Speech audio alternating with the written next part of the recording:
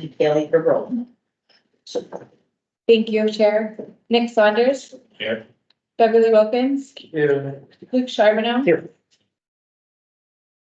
Chris Peabody. Present. Brian Milne. Absolutely. Sue Patterson. Present. Kevin Eccles. Counted for. Kenneth Craig. Present. Chad Richards. Present. And Helen Claire Singling. Morning, everyone. Good morning, everyone, and welcome. Dr. Ara joining us virtually this morning. Are there any amendments to the agenda? Seeing none, approval of the agenda. The recommendation, somebody put their hand up I now. was gonna move for approval. Okay. That the agenda be approved by the Board of Health as presented, written by Brian Milne, seconded by Sue Patterson. All in favor? That is carried, thank you. Disclosure of pecuniary interest. If one should arise, you may declare at any time throughout the meeting. Adoption of minutes, Friday, April 26, 2024. Are there any questions or discussion on those minutes? Thank you, Chair. I guess, are we dealing with the policy, recommendation? We're dealing with the two sets of minutes separately. So then if we want to pull out of that, the executive committee, then we can do that then. Although So we're I dealing think with, that is. Yeah. We should pull. Executive committee needs to discuss the policies. So if we can just move on with the April 26th minutes first. Are there any questions or discussions about those minutes? Seeing none, I will call for a mover and a seconder. Kevin and Beverly. That the minutes be approved by the Board of Health as presented, I will call the vote, all in favor. That is carried. So the executive committee minutes from Wednesday, May 8th, 2024. Any further discussion or questions about those? the thing that's, they're doing the, just have to flip to them here. In the executive committee, minutes, there is the resolution that was passed by the executive committee, that the executive committee recommends the Board of Health adopt all policy updates with the exception of policy B513 closed session, with the executive committee request further discussion of the board level before approval. So this pertains to all the board policies that require approval by the board. So I'm hopeful, Madam Chair, that the board can consider those policies today and approve them, particularly as it pertains to the performance evaluation of the Director of Health. We need to get that policy approved so that we can carry that, so we can begin that process. Otherwise, that can't start, or we're well behind that process. So, so I would like to, if we can get that advance today, I'm sure it's going to be my turn. So I think what we're looking at is for the board to approve all of the policies, which would include the MOH evaluation. And that would then subsequently get that evaluation started. But the one that was really put forward for discussion was on closed session and whether we were going to have audio and video recordings of closed session or whether those would be minutes only. I think, Madam Chair, that, sorry,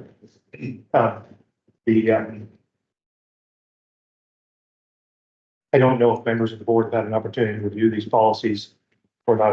It's not on the agenda, anywhere else. We can go ahead and have that discussion. Again, I'm prepared to have it. I've considered it and reviewed it, on policy B513, but,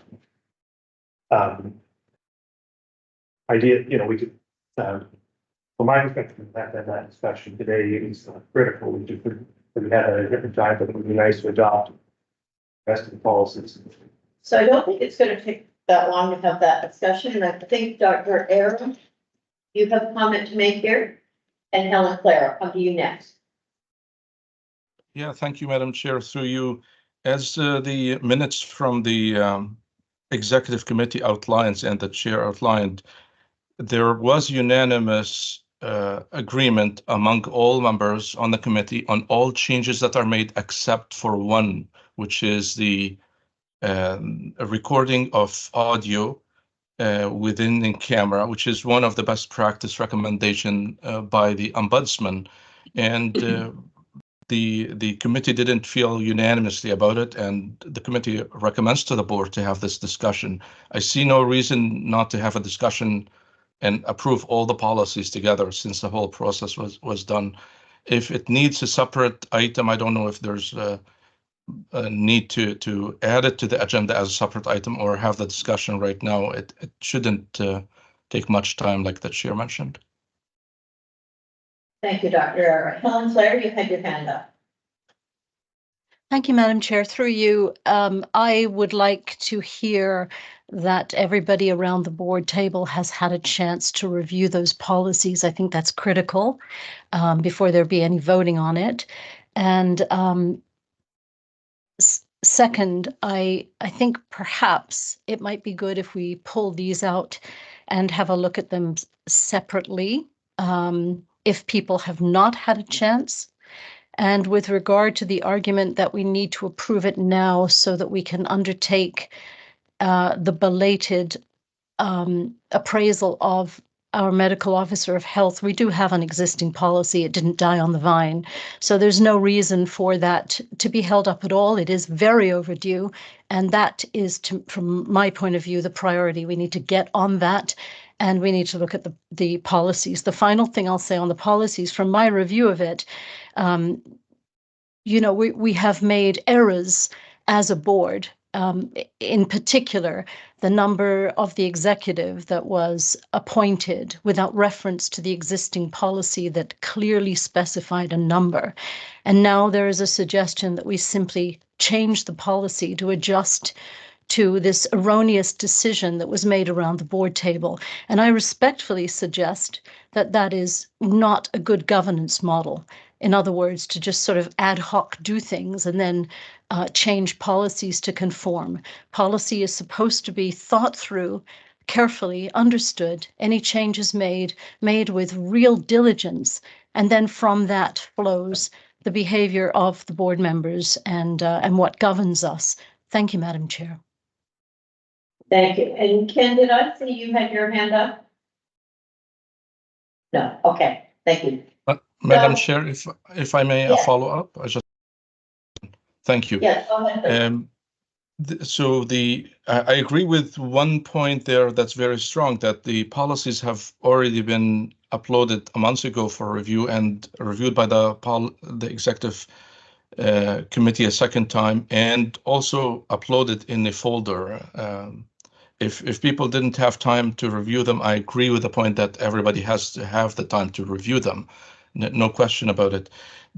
Regarding the error in the number of executives, there has been 3 citation in a policy that are contradicting. So again, that's aligning the 3 policies. I don't see it as a major error per se. We have one executive committee that does multiple functions, and having only 3 people on it is risk to be able to have a meeting and have quorum for that meeting and do the business. So again, I don't see it as a major error in governance, but the alignment is there to be functioned. There are a number of functions that are held and the board needs to complete. One of them is the MOH evaluation. The other one is the board self-evaluation, and all of them have been brought to the board since January and being delayed. We can proceed with them. The old policy achieves exactly what the new policy was for the MOH evaluation. And we mentioned that 360 is on standby to be executed by the third party that we usually go to. Again, I agree with the point that there should be no rush. There is complete evaluation, but at the same time, if we can complete the review of the policy, that's one of the mandate that needs to be completed on its own too. It's still withheld. So there are 3 things that need to be completed, and they have been on hold. The self-evaluation for the board, the MOH evaluation, the review of all policies. But that urgency does not really trump the need for everybody to review all policies. Thank you, Madam Chair. Thank you, Dr. Aaron. So we have had the policies in front of us at different times this year. Is there anyone who has not had a chance to review them and thinks we need to bring it back? Or can we move on with these and get them approved at this meeting with special consideration given to the closed session meeting?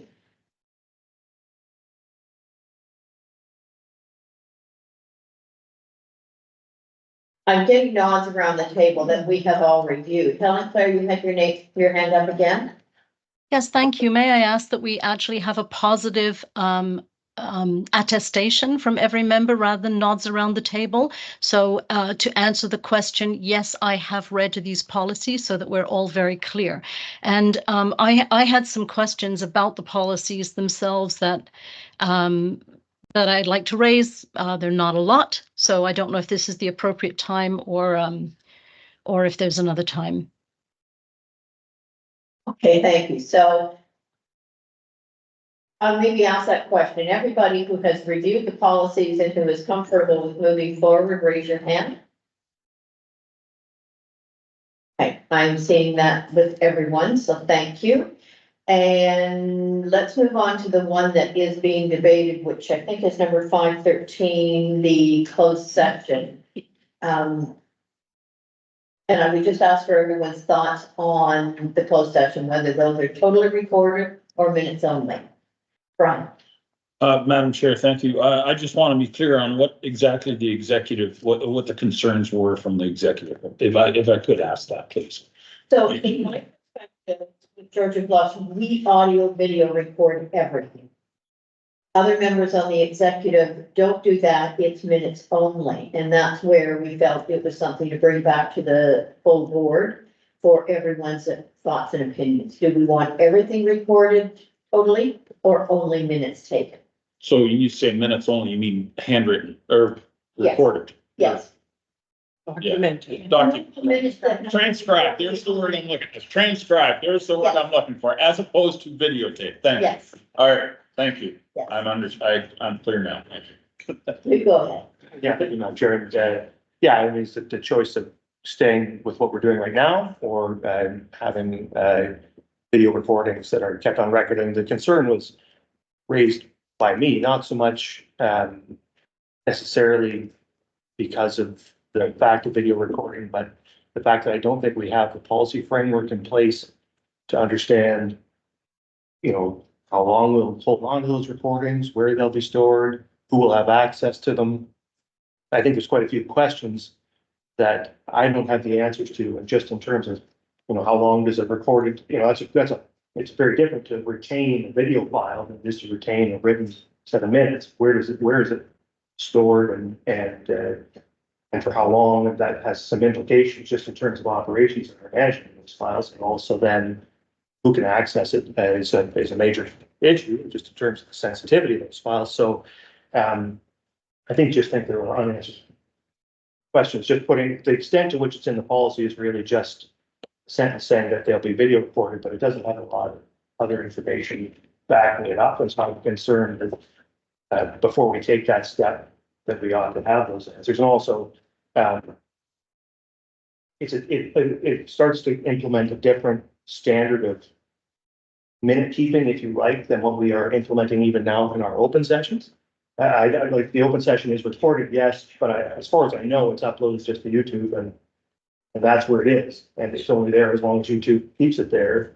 It's not like the formal record of our open meetings are the written minutes. That's the formal record that we keep and retain. And we don't have and that's our policy as far as I know. And so there needs to be a reckoning there in terms of, you know, what is our policy in terms of what records we're keeping of these minutes, both open and closed, and then how we're maintaining. In my view, if you're going to retain recorded versions of your closed sessions, you pretty well should be retaining in some formal way the recorded versions of their open meetings as well. So I just think there are unanswered questions, not enough detail here. And before we implement this policy change, I would like to have a more detailed report on all of answering those questions so that we know exactly what we're implementing. So, Doctor, I'll come to you in a minute. I know at Georgian Plus, because we're recording everything with our closed session, they are kept by the clerk, and access to those sessions is only available through the clerk. So that limits it, and even then, if I were to ask to see closed session minutes because it was a meeting I wasn't at, I have to get approval from the clerk, and I've got a limited time to see that, and that's it. So there are ways of doing that. Not everybody's comfortable with having all of that kept on file. I think that's where we have to come to as a board. I'm going to turn to Kevin Eccles, because you said all of yours are recorded. I got a little bit of time to sit here and think about that. When we went into training sessions and whatnot that are closed, and that's where I could have made that response. We just had one this week, dealing with, retaining a CEO, and that was in closed, and because of the extent and everything that it was, that was recorded. But counsel for legal matters and or personal reasons, we do not record it. So it, in that sensitive situations, that's what recording is, and some recording is not. But training sessions, yes. What we would consider closed sessions, no, they're not. It's just minutes. Written, transcribed. Thank you, Dr. Era. Thank you, Madam Chair. I'm struggling a bit with the concerns that are being raised because they were discussed thoroughly in the executive committee, and I thought they are solid argument that we have. If people around the table just said they reviewed the policies, and in the policy itself, there is a procedure for retaining of minutes, written minutes, and it's a standard procedure, very robust, approved by the ministry review previously in 2018, reviewed by probably the ombudsman during that investigation that they had a few years ago that revealed that we have a very good process. So raising the concern that saving the recording is a concern, it means a person didn't read the rest of the policy. That's one. Number two, we do have patient information, including health information, mental health information, sexual health information in our clinics. We have one of the most robust systems to retain this data. And if people have concerns about how we are storing them, this should have been raised years ago. Everybody around the table now has been around the table for a few years, except for 2 members. So again, this should not be a concern. And if it was a concern, it should be raised long time ago. Storing video or audio files is way easier than storing physical files. On a small memory card that can be stored in the MOH's office where the minutes are, we can store years of recording. So again, there is no real concern that can stand argument that we have the system. And again, it's mischaracterizing to the public who's listening to us that we cannot store a set of minutes or video or audio recording. And the final point is the recommendation on a policy is to have audio recording, but video would be managed as easy as well, if that's what the board decides. Thank you. Helen Claire? Yes, thank you, Madam Chair. Through you, holding these meetings, the default position is supposed to be transparency as a best practice. Recording what's happening as opposed to just having it written down is consistent with what we do with our regular meetings here, which then live on to eternity on the internet. And the written minutes that are transcribed from that have to be in alignment. The protection of sensitive info, as Dr. Ara has just presented, is what the Health Unit Board does. And I respectfully suggest that if we are concerned that minutes, however they're taken from in camera, should be leaked to the public, that would be sort of the least of our concerns. If somebody is able to hack in and get sensitive information from the Health Unit Board, there is a whole lot more that we collectively are responsible for, and that would trump concern than just what might be happening in an in-camera session.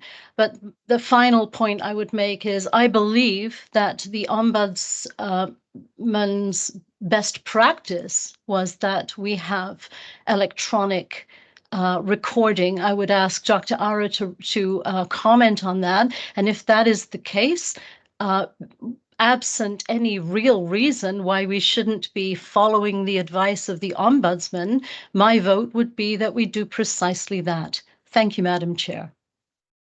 Thank you, Helen Claire. And before I go to Brian, I'll go back to Dr. Ayers, see if you've got a response to that on the Ombudsman's report.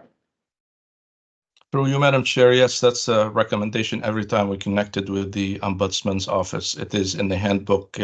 If my memory is right, Keely can confirm that that we have electronic recording, and it would make the work of the Ombudsman's office easier if there is a need to review it. It supports the principle of transparency, one of our principles. And it's worth mentioning on a just if I can go back to the previous point, we're not streaming it on YouTube.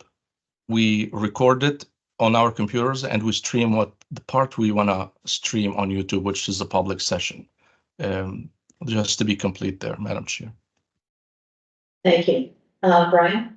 Thank you, Madam Chair. And I don't think, my understanding was that there was no concern necessarily with the policy as it stands. It was simply just to ask, or to the executive wanted to make sure that the board was comfortable continuing with that practice, or do they want to change back to no video? I believe that was my understanding as to what the executive was looking for. We don't record video. We don't record it at this time. Right. So we've asked the board to make the decision as to whether it would like to start. Oh, okay. So the reverse. Right. Okay. Yeah, it hasn't been recorded to date, so do we want to implement that? It's really what's in front of us. Right. You're asking if there's if the board wants to change the current practice. Yeah. Yes, that's what I was trying to say, I guess. Sorry. Good, okay. Helen Claire? Yes, Madam Chair, I'm happy to make that motion. What you can use. Sorry, to make the motion to move, To begin to start recording audio, which is consistent with the suggestion of the ombudsperson for better transparency and reporting purposes. okay, thank you for the clarity. Luke? Yeah, just to be clear, I heard a lot of things there, but the concern is not about recording or not recording. The concern is we need a policy to make sure that we're doing it in the right way. Make sure that we all understand how it's being done, Yep. how the documents are being stored, how they are, who will have access to them. I've got an actual policy about the storage and creation of this recorded document, which is a different document than the minutes. It's not the same thing. Minutes are a totally different item than a recording of the entire meeting. So we need a special policy. So my suggestion would be that we direct staff to create that policy. We can implement the policy as written, but at the same time, we should give direction before we start recording these, before we implement it, to create a formal policy governing the recording of those minutes, and maybe all meetings, because streaming to YouTube is not the same as keeping a record of the meeting. It's not the same as the minutes. So if we want to replace our minutes with recordings, we need to, you can't just trust YouTube to store it forever. But that's a problem. My suggestion would be that we approve all of the other policies and ask for a further policy revision to come back on this one with all of these details in place as to how these will be handled in future. Dr. Era? Madam Chair, that would be unnecessary because the policy itself, the way it's written to store physical notes, minutes, would stand exactly to store electronic And we do have, and it's a robust policy. It's the same policy. We're not talking about a different policy. We do have policy for confidentiality that oversees all other policies, and it has different procedures, and this is already covered by 2 policies that we have. But just to be simple, the policy we are approving, the change from written minute to audio minute, has it in itself a procedure in the next page that outlines the rigor we go to ensure who has access to it and how. Okay, might I suggest though that the board everyone is very clear on what that policy is, that we have that policy pulled out of this to be read again by everyone, to be sure that everybody's comfortable with how it reads, what it says, and then we move on with passing all the remaining policies, because we could argue this one all day, we're not getting anywhere. Is everyone comfortable with that? So Helen Claire, you have a motion on the floor that didn't actually get a seconder. Nick has said he will second that one. What was it? So if we vote on that one, it doesn't allow the board, if we vote in favor of that one, it doesn't allow the board to separate that policy out to actually review it totally separately. Helen Claire? So, Madam Chair, I'm just totally confused here because right at the beginning, I asked and then I clarified that everybody attest that they have read these policies. And now we're seeing yet again that people are not understanding, the second page of which on this particular policy details how this information is stored. I don't see the point of pulling it out. I really feel that this is just delaying, kicking something down the road that isn't necessary. And in addition, I do have some concerns about a couple of the other policies, but again, I don't know how that would be. I just need an answer to a question about something that's appearing on them that I'm not clear about. So thank you, Madam Chair. Okay, so I think the reason, Helen Claire, that I am suggesting we pull that one is I don't think everyone has clarity on having read it and totally understood. I'd sooner have that type of clarity and understanding before we move ahead with it. So that would be my only reason for pulling that one out. Madam Chair, respectfully, I do understand, but you did just ask that question and everybody around the table attested that they did read and did understand. This is something that we keep brucking up against, and I don't know what the answer is. I don't know if the answer is literally to go through every policy and have that, a session, an afternoon where every single policy is read out loud to everybody in attendance so that questions can be asked. Because this just seems to be kicked down the road. People, I don't know what it's going to take. We all need to understand these policies in order to do our work. This is the most important thing, and we can't move forward without it. Like that, we shouldn't be having meetings if people don't understand the policies upon that forms the framework upon which our meetings are built.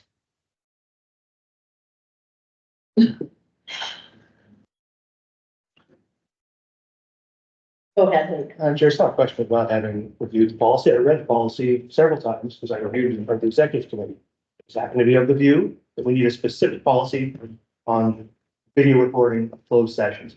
The board may agree, the board may disagree. There's a resolution on the table to adopt the policy as written. I think we should consider that resolution, Madam Chair.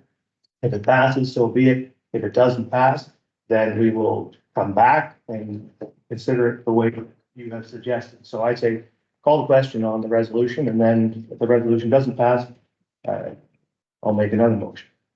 Okay, so Kelly, if I could go back to you for the motion that Helen Claire has on the floor, if you could just read that off to us so that we're all clear on what we're voting. Yeah, so Helen Claire put forth a motion to start recording audio within the executive committee and in camera sessions. That's what I have. If I could, Madam Chair, the resolution should simply just be to adopt policy P513 as written.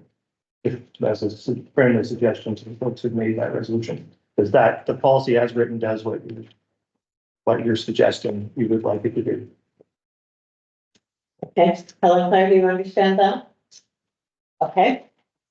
If you're good with that, okay.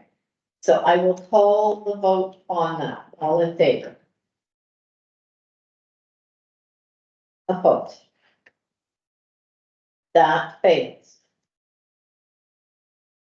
Luke, Madam Chair, I'd like to suggest that, or make a motion, that, the executive committee adopt all policies, all policy updates, that have been recommended by the executive committee, and that the board, refer policy V 513 back to staff and request a, report on a policy governing the recording of all minutes of all meetings, open and closed.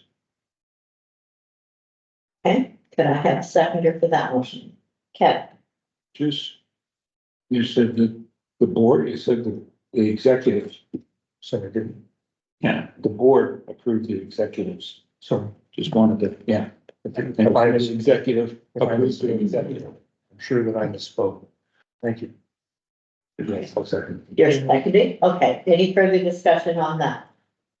Helen Claire, Yes, Madam Chair, I would like to suggest that the board direct staff to communicate with the Ombudsman's office to receive some advice and guidance on this particular policy. so we have Thank an you. existing motion on the floor, I think we need to deal with it before we start putting another one forward.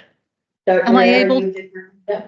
Sorry, Madam Chair, am I able to suggest a change to that motion to incorporate what I'm suggesting?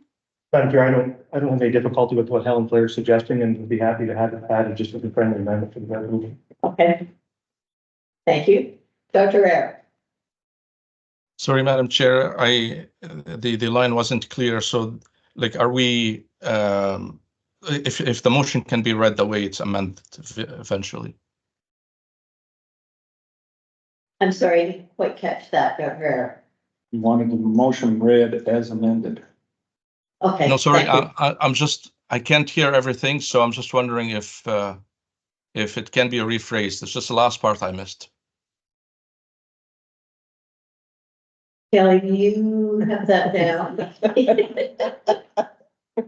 I have the board to approve all policy updates recommended by the executive committee, and that board policy V-513 goes back to staff and request a policy review and communicate with the Ombudsman office to. Thank you. Madam Chair, I really struggle with this going in circles that leads us to delay and delay and delay. We had, for the past 5-7 years that I worked here, one of the most robust procedures for confidentiality, and it's related to patient information. And the same rigor is applied to board minutes that are physical minutes. And there are procedures in these policies. If they need to pull them and show them, we can pull them and show them. It's going to take us some time here. But there is, if there was a concern about how we're going to store one file electronically, this should be on the front news for the past 5 years. The health unit is not keeping record of patients in a confidential way. The procedure is very clear to store the physical minutes. It applies to the electronic minutes. If I see no reason why we would go into another review of the same policies that we have been reviewing. With all due respect, Madam Chair, that's my advice to the board. It doesn't look good. We're not achieving anything in that. If there is a real need to pull these policies, we can, but that means that vote that happened 10 minutes ago that everybody reviewed the policies did not stand.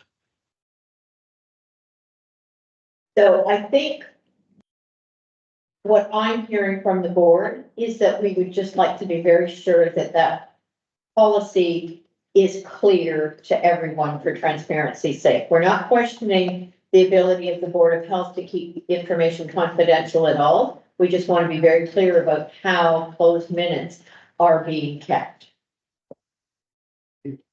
Thank you, Madam Chair. I see that point is, so we will amend the policy, start recording, and we will review our procedure. That's what I'm hearing. There is no That's in camera for- today, so it's not for going in to that affect today's policy, meeting. The D513. So we're just asking that that be brought back as a separate item, just for clarity for the board, for the public that reads those policies, so that everyone understands exactly how our closed session meetings are being taken care of. Doesn't reflect anything else within the health unit. So have I Certainly, got that correct for everyone on the board now? Can I certainly. call the Thank you, vote? Madam Chair. Okay. All in favor? That is carried. Thanks, we're ready to move on. Oh, Helen Claire? Yes, Madam Chair, I'm just concerned because I did express that I had some questions around the policies and there was nowhere for me there was no discussion about those questions. So Okay, I just so- did not vote and I haven't had my questions answered. So I just would like to flag that. Okay, so my apologies there, I did miss that. So when we originally sent the policies out to the full board, everyone was asked to, at that time, submit their questions on the policies so that they could be incorporated into those changes. So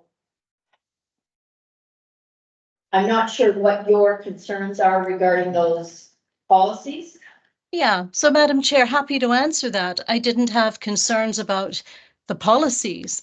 I had some questions around some of the other suggestions that were made on the policies, and I'm not sure where they stand.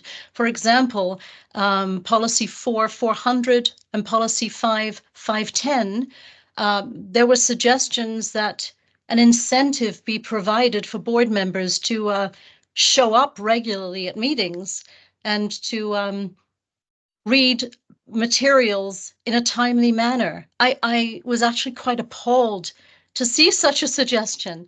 And I don't know how it got there or why, and I'm not sure now whether everybody around the board just voted that in as a good idea, but it's completely contrary to the reason that we're all supposed to be here, which is for public service. And the nature of each of our jobs as directors is supposed to be that we show up regularly. It's supposed to be that we have read the materials. We shouldn't need an additional incentive to do so. And I really am, again, on record, quite appalled to see this and really disappointed that there was no discussion. So if the failing is on me, that I was supposed to then add on to someone else's comment on that to be heard, I apologize. That I did not understand that. I thought that we were supposed to be weighing in on actually what was in the policies and way to improve the policies. And I don't see those comments about a suggestion to further incentivize board members to actually do their job as an improvement. And I certainly hope I've made my position very clear on this. Thank you. Thank you. I will turn it over to the board for comments or because we have just made a motion to pass and accept our policies as they were rewritten. Right? Madam Chair, I would suggest that motion stands. It was duly called and voted on, so, in spite of the comments, or, respectfully, understand the comments, but, the motion was passed and I would pass it to carry on. Excellent, thank you. Kevin, In reading through that, I think the idea of an incentive is that all of us, sorry, I shouldn't say all of us. I know from my perspective, I do receive a remuneration for being here. My interpretation was that was the incentive. So I'm just gonna leave it at that. I didn't read it that it was anything extra, that we got a bigger bowl of candies. Although If that we would showed up reading. be our intent. That is a good incentive for this meeting, though. Thank you, Chris. Very welcoming, Kaylee. Yes. Madam Chair, Yes, Dr. Go ahead. Madam Chair, through you, I can provide a bit more information about the discussions that happened around that and where that comment could be connected to. And it's probably incentive is not the best word for it, but how can we remove barriers for attendance and put deterrence if somebody's not following policy? And it's not in a way that there are two things here. The first category, if, for example, if we move it from Friday to Thursday, is that going to help people? Is that going to be removing a barrier? The second one is the disincentive. It is connecting that policy and attendance to the code of conduct. So if somebody is not attending, is not providing information to the chair or reason for attendance, how can it be automatically dealt with, whether it is a letter to the individual, letter to the province or the county that the member was appointed from, or letter to the integrity commissioner if the situation required that. So that discussion around that sentence, I recall that much. Maybe the word incentive is not the best choice for that item.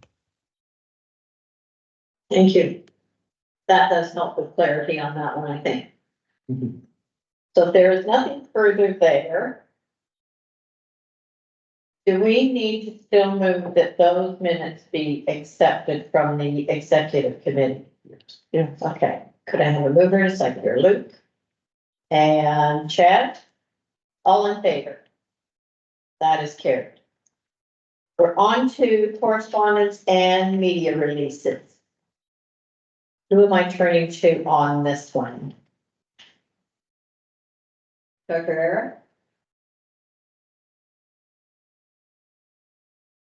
Yes, Madam Chair.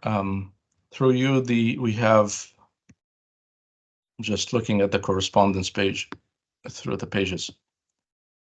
We have 3 correspondence items. One of them is from the Bright Shores Health System, and they are responding to our letter suggesting mechanisms of collaboration at the board level. One of them is to have a liaison board member as a guest member on their board or on our board. We sent this letter a few months ago, and that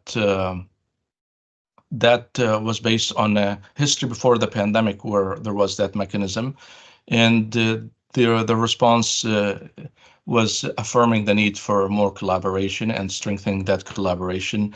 However, that mechanism might not be the best option for them at this point. They suggested different mechanisms, including the CEO and for both organizations, which happens on different fronts and to different levels in the organization, whether the management or the staff also connect.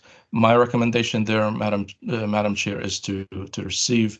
The other 2 items of correspondence are related to private well water testing. There was an initiative or a proposal from Public Health Ontario Labs to discontinue that service or to assign it to different private labs or combination of private and public. And there has been a number of letters. One of them is the number 2 correspondence letter from the township of Southgate, where they're calling on the provincial government to not phase out that program. And the third correspondence is from the Grey County Federation of Agriculture, echoing that second correspondence, Madam Chair. Since those letters have been sent, the province had announced, or the Minister of Health had announced that they will not discontinue that program. That program is to continue. So my recommendation for these 2 items are also to receive, Madam Chair. Open to questions, as always. Thank you. Are there any questions? Chris? Yes, as Warden of Bruce County, I'd like to thank all my colleagues in Grey County for jumping out so quick on that well water testing one. It's a very important issue and got attention and got solved. So thank you very much. Thank you. Any other comments there? Seeing none, media releases, are we just receiving that one? There's nothing. Sir, Vinny, didn't see you there. Go ahead. Hi. Thank you, Madam Chair, and through you. We have only one media release on today's agenda. On April 16th, Public Health issued a media release about the upcoming Earth Day, which took place on April 22nd. Greybury's Public Health took advantage of this annual awareness day to shine a light on several environmental issues, as well as the importance of actions to advance climate change mitigation and adaptation. The global theme of Earth Day 2024 was Planet versus Plastics. And so to coincide with this theme, Public Health drew attention to the impact plastic and electronic waste from vaping devices has on our waterways, air, and local and global environments. And that concludes the media releases for this meeting. Thank you. Does anyone have any questions for Danielle? Seeing none, the recommendation is that the correspondence and media releases be received by the Board of Health for information. Could I have a mover and a second? Brian and Kevin, all in favor? That is carried. Thank you. Next on is Medical Officer of Health update. So Dr. Error, I turn that back over to you. Thank you, Madam Chair. The two first items are standing items, and there has not been much movement on them. On 8.1, the opiate situation, we continue to execute the different interventions that we have in Grey Bruce and collaboration with the partners locally and provincially. And there has not been much change on that front from the last update. The second one as well, strengthening public health.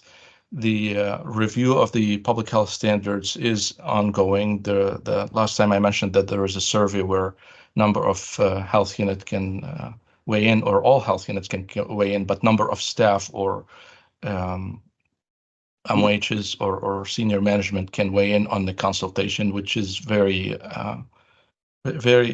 positive point where the field has direct input into the consultation and the forming the next system. The third item, Madam Chair, is an update from the Healthy Baby, Healthy Children program. And for the benefit of the new board members around the table, the program is delivered in Grey Bruce to support families that are having the families that have new children or new addition to their families,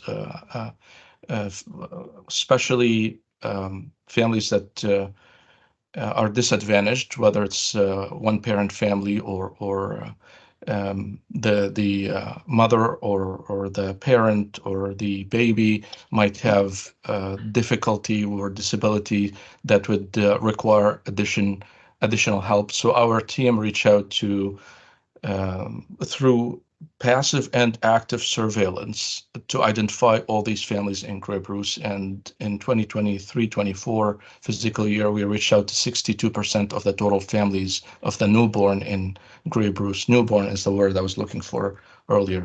Apologies. It has been observed that the rates of prenatal mood disorder, whether it is depression, anxiety, or similar disorders, have increased among these families in general. And there has been adequate steps that have been taken and continue to be taken to increase our capacity to respond and support these families. So in general, the active and passive surveillance that are not mentioned in this report, any newborn in Grey Bruce, there is a requirement to evaluate the family itself and the child for any difficulty or disadvantage. And if there is a certain threshold that is met, our team will be notified about the family for follow-up. And we also reach out to primary care actively and to midwifery in Grey Bruce to identify any family even before the born happened, where our team can connect with them and to provide advice on healthy parenting, on healthy childhood development. And we follow up with these families for a number of years as well. So in 2023, for example, I mentioned there are 62% of the total families in Grey Bruce. The number was 1,200 plus families. And the number of interactions was over 8,000 interactions during the year. And this finding that there is increase in the level of anxiety or mental health related to mood disorders triggered a number of solutions or pointed us to a challenge that we need to address. And one of them is to undertake implementation of Registered Nurse Association Ontario. RONA is an association that we work with continuously and to best practice guidance, assessment, and interventions for prenatal depression. So a number of our staff have been trained into providing this higher level of service. I believe there was one completed, and there are a number of courses that are being undertaken, as the report mentioned. The financial implication from these changes is none. It's already included in the budget that we presented to the board earlier, and it's part of the professional development for the staff. The staffing for this program is around 10 FTEs, employees, whether it's registered nurse or PSW or program assistant. And in addition to the staff, there is a manager that is very versed and capable in the subject, and senior manager and senior management supporting as well. So in general, Madam Chair, this is a report with my recommendation to receive information for the board on the program that we deliver. Thank you, Dr. Era. Are there any questions or comments by anyone on the board? Ken, go ahead. Thank you, Dr. Era. I appreciate the program, and very general question. Is the trend in Grey Bruce more babies being delivered, or is the number of newborn babies declining in Grey Bruce? Do you have a sense of that? And I'm only wondering just about, it affects a lot of things, but obviously it affects the workload of the public health unit, and I'm wondering whether this is an area that we'll need to resource more robustly, or whether it's a declining service. Through you, Madam Chair, a very good question is related to our health assessment and the program functions as well. And a presentation will come to the board in June, my understanding. This report would have been part of a presentation, but the timing of the data collection. So if I can delay my answer till then, just because at that time I will have the hard data. In general, there isn't significant change. There is a fluctuation from year to year, but there hasn't been significant change in the past few years that warrants change of workload on the team because of change of birth rate. Nevertheless, the data for the past year, if it's going to show anything different, that's highly unlikely, but it will be presented to the board in the presentation on the program as well in 1 month or so, if thank you. If appropriate. Thank you. Thank you. Any other comments? So the recommendation is that the medical officer of health update be received by the Board of Health for information. I'm going to ask for a mover and seconder, and I'm looking online first because this time delay means I catch you after. So Helen Claire and a seconder.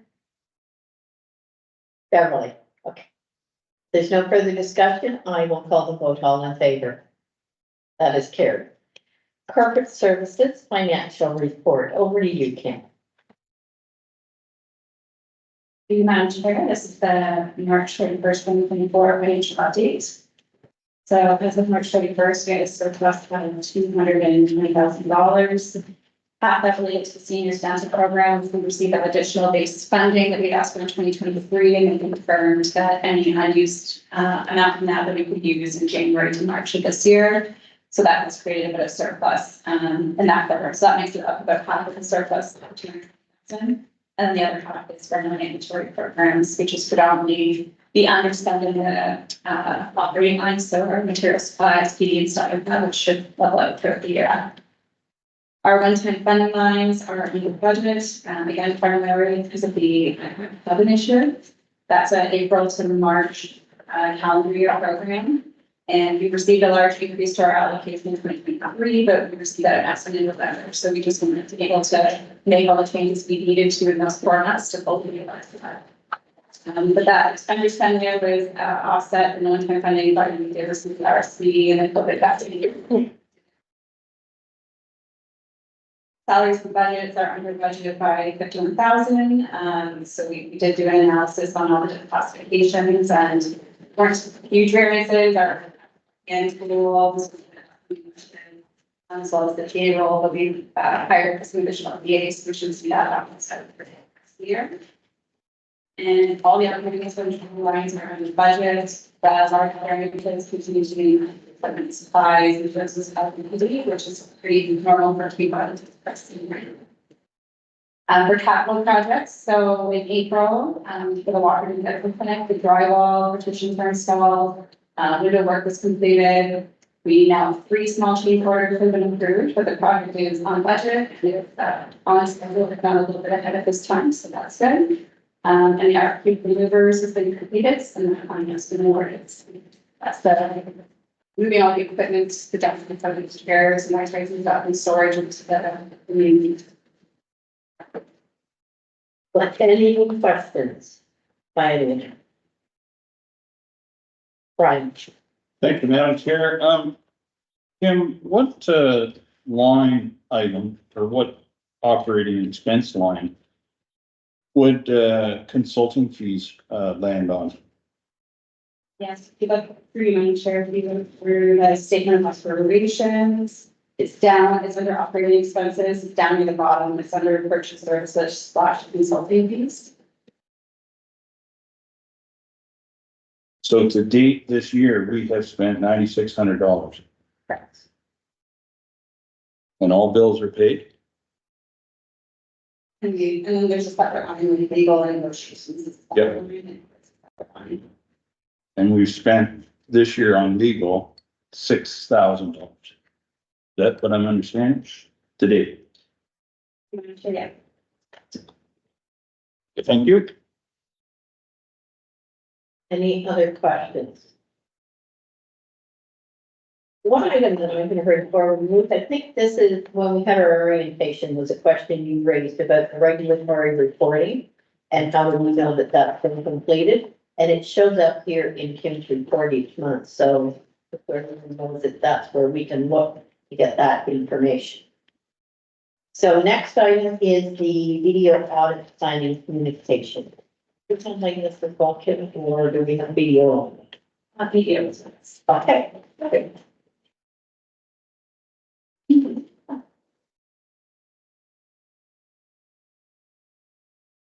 Good morning, Tracy. Good morning. Good morning, Tracy. Go ahead. All right. Now, did you want me to share the presentation, or are you just going to follow along with the in your packages? Does everyone want to share? We've got it in our package that we can follow with. It won't take too long here, so. Okay, go ahead. Okay. All right. So I'd like to thank the board for inviting me this morning. So in your package, you do have our final report and communication. It's, as your auditor, it's a responsibility to communicate with those charged with governance. So the report contains all the required communications in accordance with Canadian auditing standards. And the communication is very similar year to year as the content is defined in the auditing standards. So I'll just provide a very brief summary of the communication if you want to jump to page 3. I would also like to thank the entire management team for their assistance during the audit, and I'd like to especially thank Kim Rutherford for all her assistance during the audit. On page 3 is just an executive summary of the audit. So the financial statements are in draft. They need to be approved by the board before BDO can issue a final audit report. The full financial statements are in Appendix A, and we'll look at that in just in a few minutes. I do have to confirm annually that BDO is independent and can issue the independent audit report. Materiality remained unchanged from planning at $500,000. On page 7, we report that we did not find any deficiencies in the internal controls that we tested during the audit, so no issues there with the audit. On page 8, we report that there was only one unadjusted difference relating to the legal retainer. So under accounting standards, the retainer would not be expensed until you actually used it to towards legal services. So the amount is not material, so we can issue a clean opinion that the financial statements are not materially misstated. So that's a very brief summary of the communication.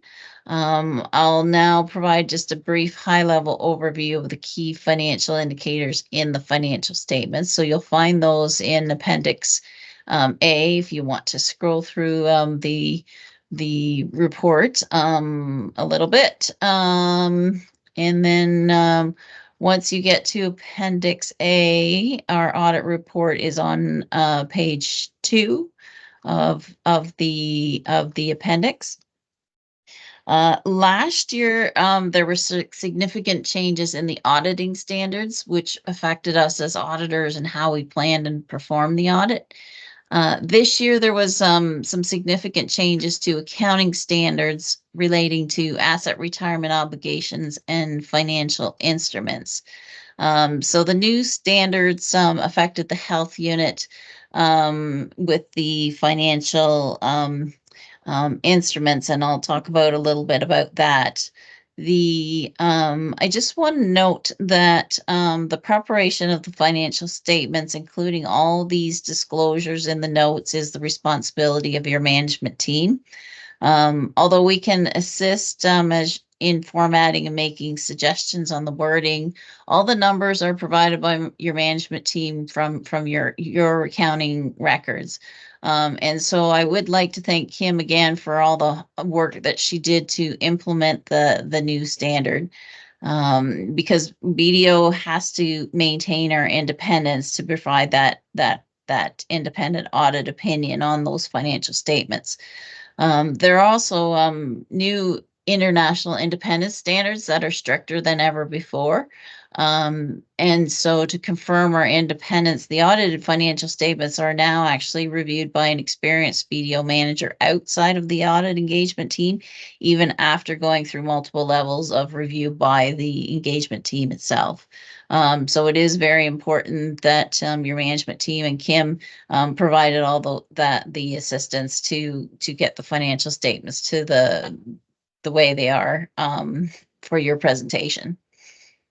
So again, on page 2 is our independent auditors report. It is an audit, so that's the highest level of assurance that can be provided by a public accounting firm. In paragraph 2 is our opinion. In our opinion, the financial statements present fairly in all material respects the financial position of Grey Bruce Public Health in accordance with public sector accounting standards. So it's a clean opinion, and we had no issues or concerns that came about during the audit. In the middle of the report, it highlights that it is management's responsibility for the preparation and fair presentation of the financial statements. And it also highlights at the bottom of page 2 there that those charged with governance are responsible for overseeing Grey Bruce Public Health's financial reporting process. On the next page, on page 3 of the audit report, it's very long, gives all the details of the responsibilities of the auditor. So then we move on to page 4, which is the actual financial statements prepared by management. So on page 4 is your statement of financial position, or the balance sheet. So it presents Grey Bruce Public Health's financial assets and liabilities at a point in time. So this was as of December 31st, 2023. That is the year end for public health. Total assets were 4.5 million, again, mostly in cash. And your cash does fluctuate depending on when your subsidies are received. So cash is significant lower than it was in 2022. As in 2022, at the year end, there was over 1.7 that was sitting there due back to the province. In 2023, it goes the other way, where you see that now the due from province is actually in a receivable position. So the net of all the programs is actually in a receivable position of 72,000. And you can see all the different programs there in note 4 of the financial statements. The liabilities total 11.4 million, with the largest liability there being your external long-term debt of just over $8 million.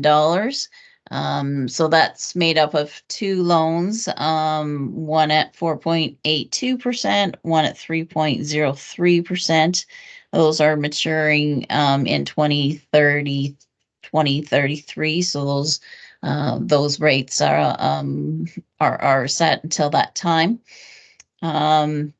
There you do have an interest rate swap to guarantee those interest rates. And now you'll see, for the first time, you'll see a liability there on the balance sheet for that interest rate swap. So with the new financial instruments accounting standard, Grey Bruce Public Health is now required to report the value of that interest rate swap. The accounting standard was adopted prospectively, so the prior year there was no amount, so the prior year has not been restated. And then the accumulated unrealized loss is reported on a new statement that you'll see in page 7. So you'll see this in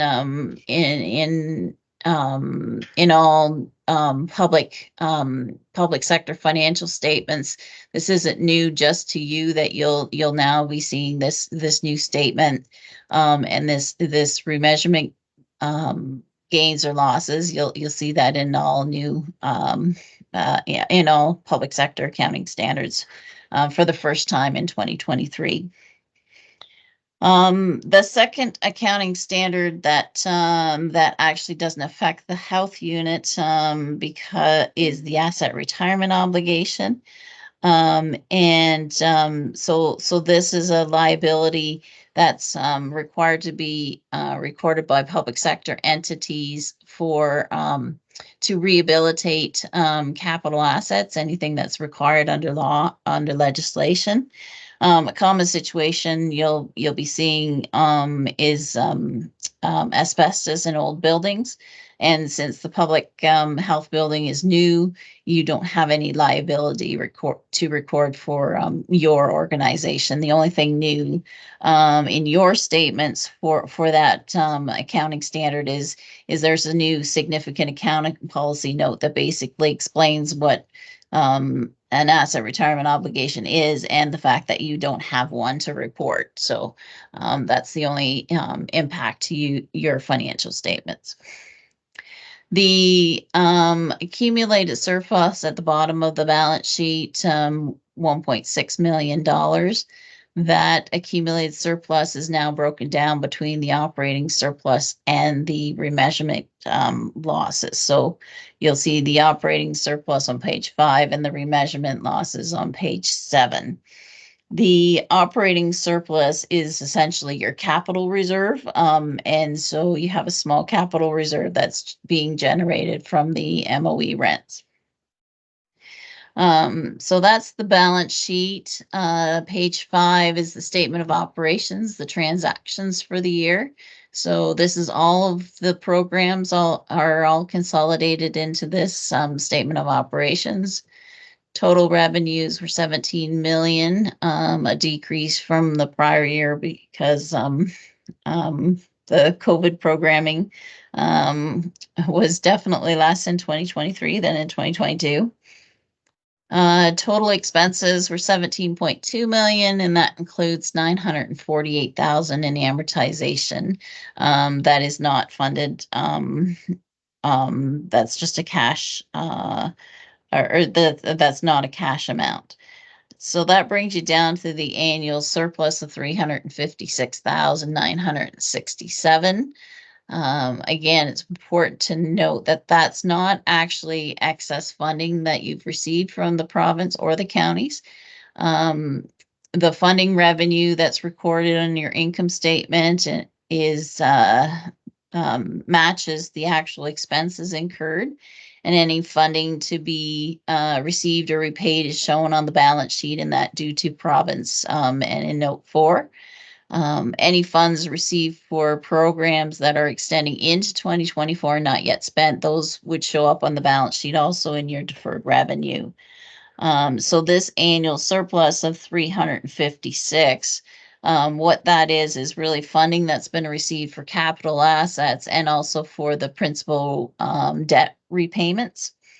And so this surplus, we take that to the next page and adjust for those capital amounts. So on page 6 is the statement of changes in net debt. We start with the annual surplus of 356, make adjustments for the amortization and the purchase of capital assets to bring you down to the decrease in net debt. So the decrease in net debt of $911,000, that's essentially the funding that's used to pay down the principal, and you pay down $653,000 on your debt, and the remainder is the MTO rent that's accumulating in your small capital reserve. So the ministry does not allow you to allocate any amounts to reserves. So the only funds being set aside are is the revenue generated from the MTO rent. And at December 31st, there's a small capital reserve of $2.3 million. So that concludes a very high level overview of the financial statements. So are there any questions that I can answer or clarify things? Thank you, Tracy. And I'll look around. Any questions by anyone? I am not seeing any. All right. Well, thank you very much for having me here this morning. Okay, thanks, Tracy. All right. Bye-bye. So we have 2 recommendations to deal with here. One is that the BDO Audit Planning, Communication and Financial Report for March 2024 be received by the Board of Health for information. Could I move in a second, Luke? And second, Kevin. Any questions? So call the vote, all in favor. Carried, thank you. And the second one is that the board accept the audited statements as presented by BDO. Sue? And seconder? Luke? Any further questions there? Seeing none, I will call the vote, all in favor. That is carried. Other business. The 2024 Alpha resolutions for consideration. Governor, am I going to you on this one? Yes, Madam Over to you. Chair. Yes, Madam Chair, through you, there are 2 items related to the Alpha resolutions for 2024 in the meeting, the upcoming meeting, the annual general meeting for Alpha. The first one comes from Alpha itself as list of resolutions that are submitted, and those are just for the board member to review, and down the road we'll be providing recommendation on them, a vote on these resolutions. So it is important to look at them and see which ones would align with what Grey Bruce health need in the coming years, and obviously the Grey Bruce exists in the province, so some issues that might not be related to Grey Bruce directly, but related to the province, and it's going to affect the whole system. That consideration need to happen before the meeting. So when we vote on these resolutions, we will be in the best position to serve Grey Bruce directly or indirectly. And the second item, Madam Chair, is related to a potential or proposed resolution that we're putting forward. I worked with Nick and he's way more appropriately positioned to speak about the resolution. But in general, it will be a late resolution that we will take to Alpha, and hopefully we can pass it to be a supported resolution. And if I may ask to turn the floor to Nick to speak about the proposed resolution, Madam Chair, for Grey Bruce. Thank you. And Nick, over to you. So the resolution on the last page there, it's about the opioid crisis in Grey Bruce, and the fact that, you know, in the first community where we're lacking funding, and it doesn't just happen within the communities of Mainline Saugeen. Our members are out here in the general public and around, and the opioid crisis isn't just on First Nations, it's throughout Grey Bruce, and wanted to put it out there that, you know, that we basically go down to the Alpha Symposium and speak to this, see if we can get any support from other health units to put a motion to the government to say it's time to stand up and say no more to this, because we're losing a whole generation of youth and adults, and kids and grandkids are grandparents are raising kids right now. It's affecting a lot of people, and it's not just the opioid crisis.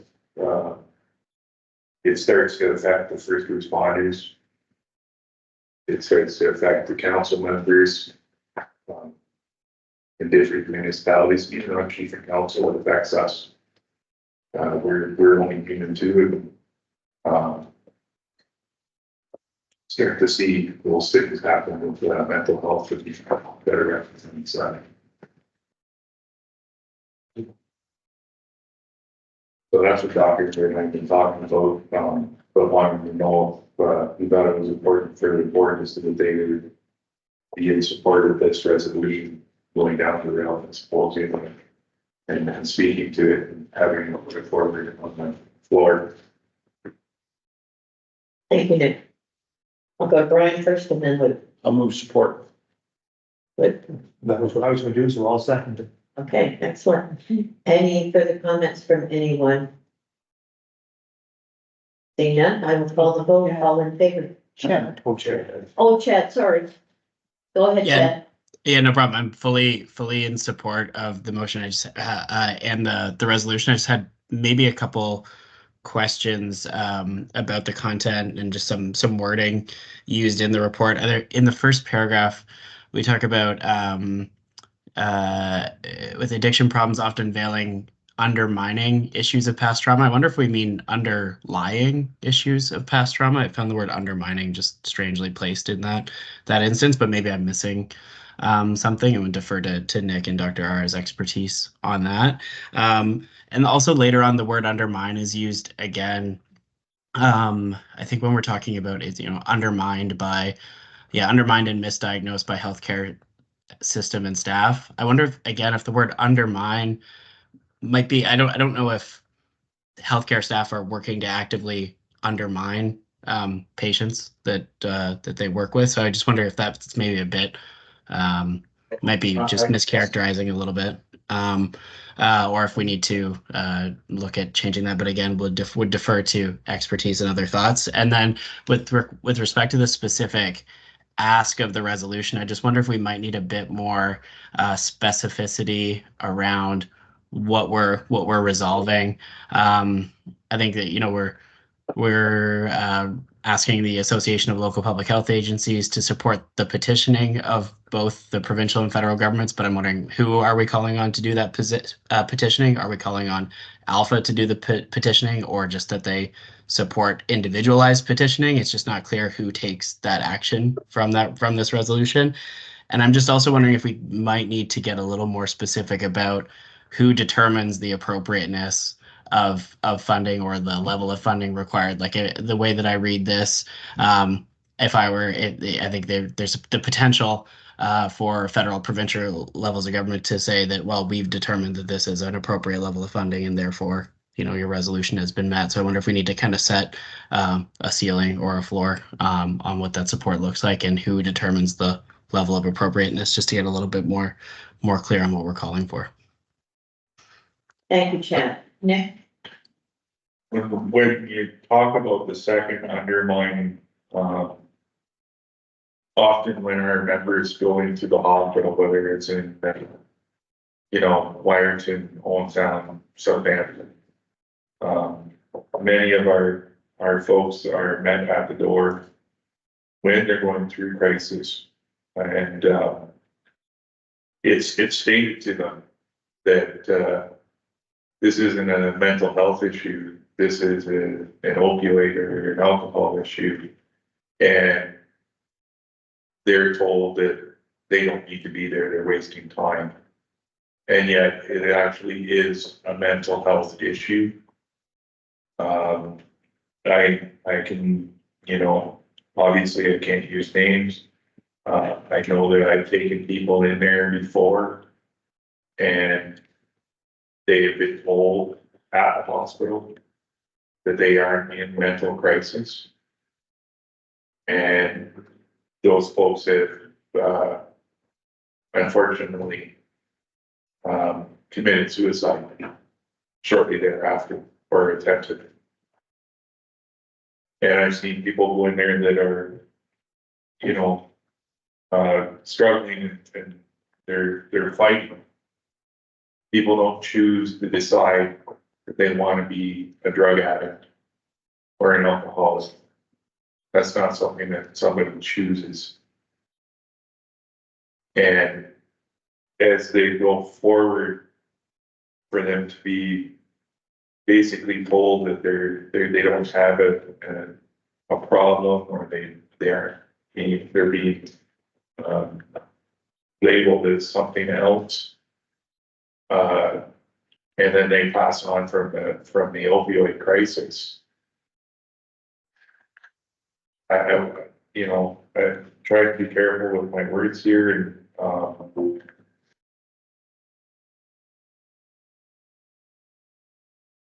and it's been a hard fight, and even at the I've met with the local people from our institutions here who have said that they feel that it's a 2% of the population when it comes to First Nations and opioid crisis or mental health. And yet, when I look at our communities of approximately 750 people per community, and we've lost 45 people just out of our community alone in Nainwash over 5 years. That's more than 2%. And I believe that the call to go down there and do this with the support of Alpha is to reach that federal government level, because we on the reserves don't fall under that provincial guidelines, and we have to literally fight and we fight with each one of those governments to try and get that funding for our people. And a lot of provincial dollars come into Grey and Bruce. Our numbers are being used in Grey and Bruce totals, but we don't see that on the First Nation, where we're told only 2% is what you guys are at. And some of those dollars should be coming towards the community. And I like I said, I struggle myself right now.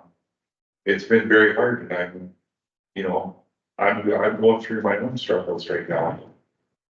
And I'm gonna let Dr. Eric kind of speak on this a little bit too, because he's been in our community, he's been at our ceremonies, and he's seen what it is that our communities are going through.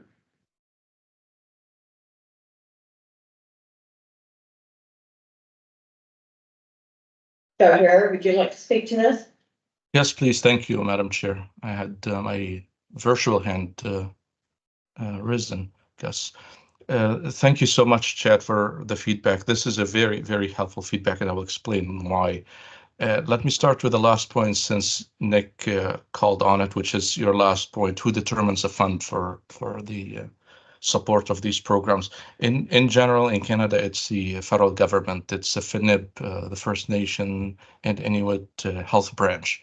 And there has been for years evidence that these programs are either underfunded or not continuously funded, or the model is problematic at best.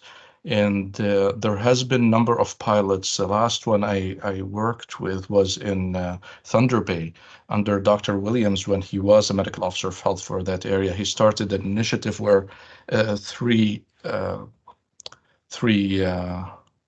jurisdiction approach, where it's autonomous indigenous community, the federal government, and the provincial government, and with the notion that without the support from the provincial government in the process itself, not necessarily financially, could be financially, there is no way to build enough capacity and independence for the indigenous community to operate. So I am with Nick 100%. We receive funding in Grey Bruce from the province for the programs. Though this funding doesn't go to the two communities in Grey Bruce, Nawash and Saugeen. Rather, their programs are supported through FNIP. The two other points that you mentioned, the first one, the word undermine, we will work with the media coordinator, our media coordinator, to see what wording can achieve the meaning that Nick is proposing that could be a better fit for the two spots where the word was used. And when I reference that, your input is very important, because this is the same exercise that Alpha Resolution Review is gonna look at. It's going to be all the health units, MOH's boards, and looking at this resolution and changing word by word.